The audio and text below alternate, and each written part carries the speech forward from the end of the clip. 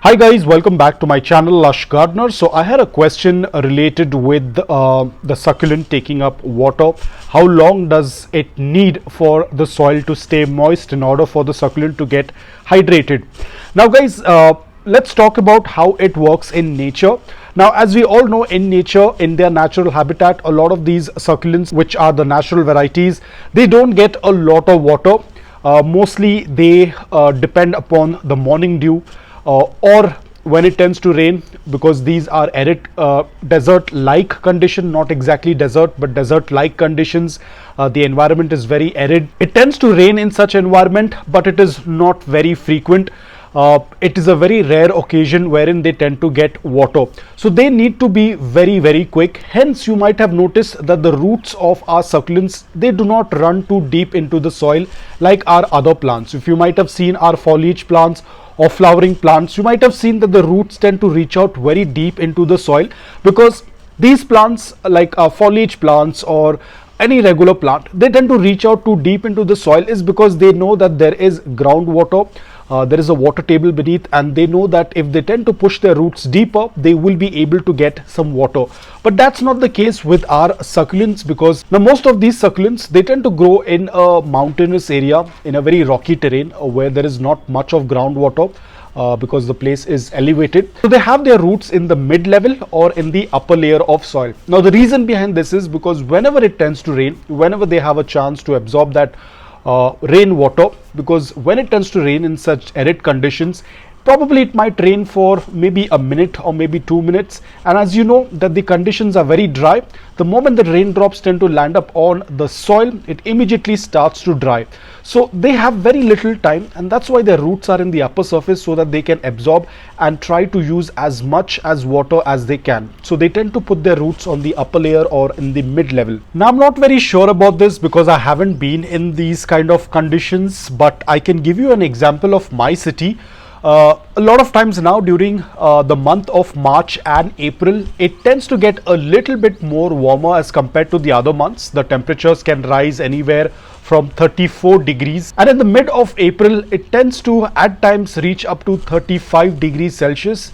And because my city is elevated, what happens over here is during the afternoons it's very warm, but as soon as the sun sets, a lot of times it starts to rain after sunset.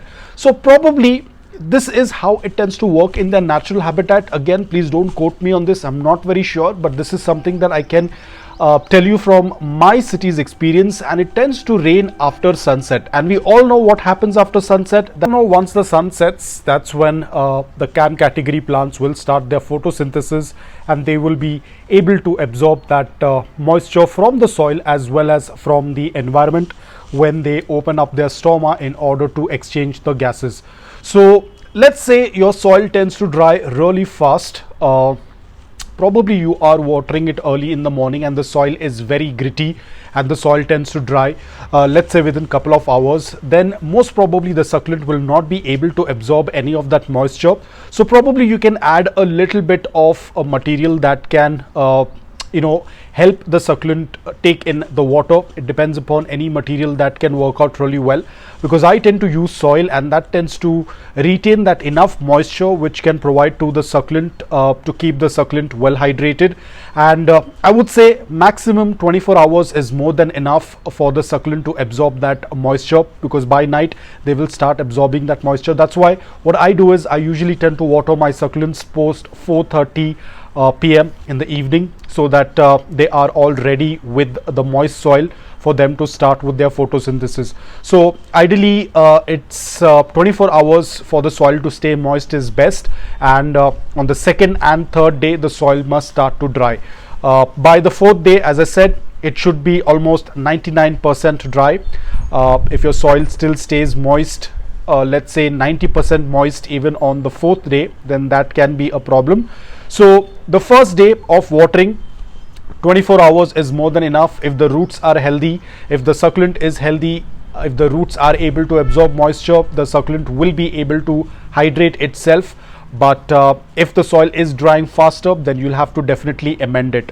Again, it all depends upon your environment and your climate and the type of season. It's not necessary that all of the seasons are going to be dry. Like in my case, the summers are very dry, but the next season, that is the monsoon season, is when the humidity levels start to rise, and according to that I tend to change my watering, so it's not the same watering that I have throughout the year. I would also like to show you the Graptovaria Debbie. Remember, I had moved the succulent to a different pot. I had also changed the location. The reason was that it was getting burnt. I had also made a change in the soil mix, and now you can see it looks much better than what it was in the last video. What I'll do is I'll put up the clip on the right hand side so you can kind of compare how the succulent looks, and you can also see those spots on the leaves are still present. Of course, they are not going to disappear. Those were burns and they are going to stay permanently on the succulent leaf.